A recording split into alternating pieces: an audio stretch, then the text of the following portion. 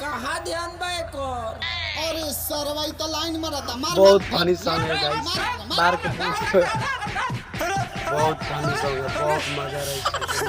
Comedy है, मतलब comedy है तो अच्छा तो लगबे करेगा।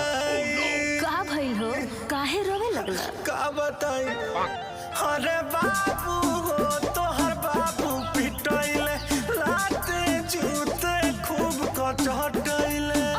ले मेरे बाबू को कहाँ माला? कैसे आप लोग, उम्मीद करता हूँ बहुत ही अच्छे और मस्त होंगे। तो आज के वीडियो में, इस वीडियो में हम रिएक्शन करने वाले हैं जो मतलब कि रितेश पांडे का जो नया सॉन्ग अभी आया है। अभी मतलब कि इसका व्यूज जो गया है 37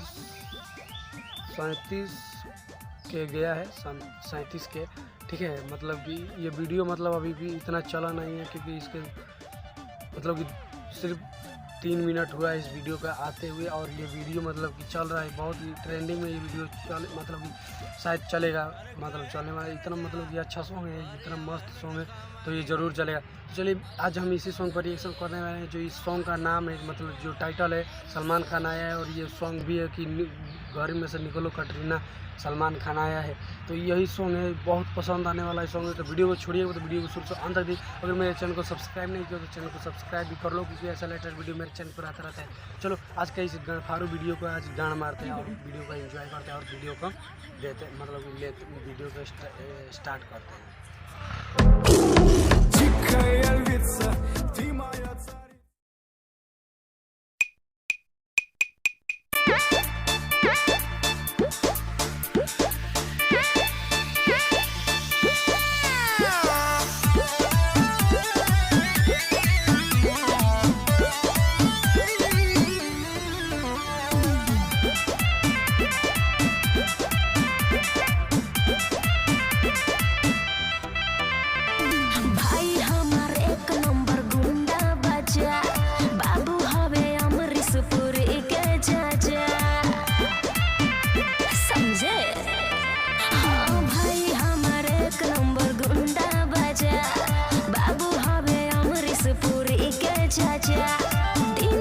बहुत अच्छा सॉन्ग है, मजा रहा है सॉन्ग। अरे हम भी दबंग है जी, इतना हल्के में ना लो। ठीक है बात आवा।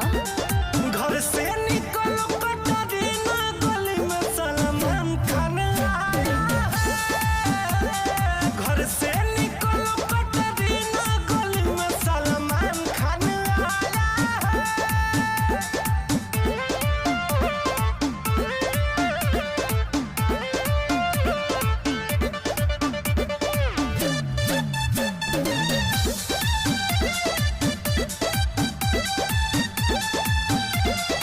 अरे काहे करे जा भरी आवन देखा हम आगे नहीं।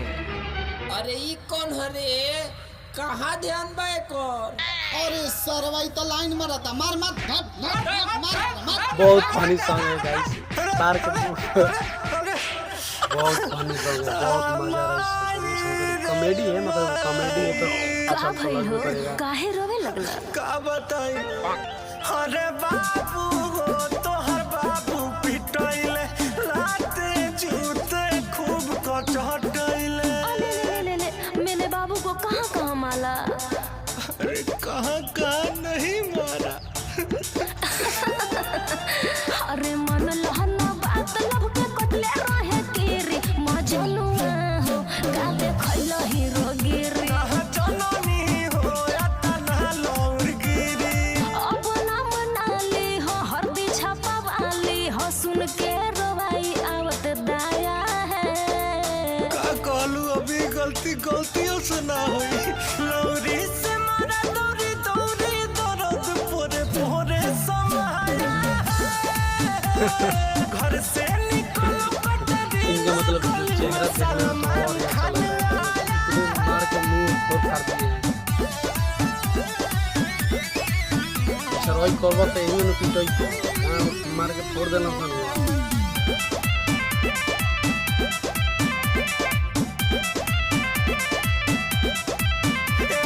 सोना हो अब बुभले के मल जा बाचा बनाया भेंट के चल जा।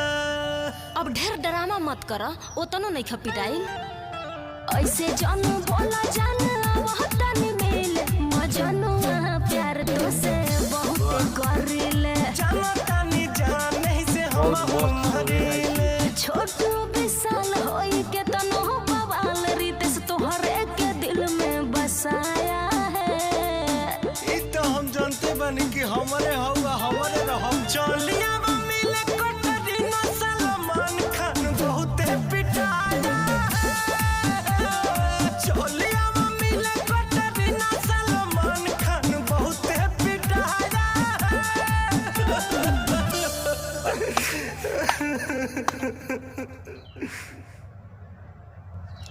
तो गाइस ऐसे तो ये वीडियो बहुत ही पसंद आया, मतलब मज़ा आया इस सॉन्ग को सुनने में, जो बहुत अच्छे से कॉमेडी किए गए थे, बहुत मज़ा आया इस वीडियो को रिएक्शन करने में। हमारा रिएक्शन बहुत ही मतलब अच्छा था, मज़ेदार था, लगातार था, मतलब मुठमार था, मतलब अच्छा था, पसंद आया इस रिएक्शन, मतलब इस वीडियो पर रिएक्शन करने में बहुत मज़ा आया। आई होप कि वीडियो पसंद आई होगी। वीडियो पसंद आई तो वीडियो को लाइक करिएगा, चैनल को सब्सक्राइब करिए, बेल आइकन को प्रेस करिएगा, क्योंकि ऐसा लेटेस्ट वीडियो मेरे चैनल पर आता रहता है। चलो, अगर ऐसा वीडियो देखने के शौकीन हो, ऐसा वीडियो तुम देखना चाहते हो तो वीडियो को जरूर सब्सक्राइब करना चैनल को, और वीडियो को लाइक करना। चलिए, हमारा तो आज का इस गणफाड़ू वीडियो में, इस मुठमारू वीडियो में बहुत मज़ा आया, गणफाड़ दिया, मतलब कि अच्छा लगा इस सॉन्ग, मतलब कि जो है मार के चश्मा उसमें फोड़ दिया, बहुत पसंद आया इस सॉन्ग को। ठीक है, तो मिलते हैं एक नए वीडियो में, आज के लिए बस इतना ही। जय हिंद।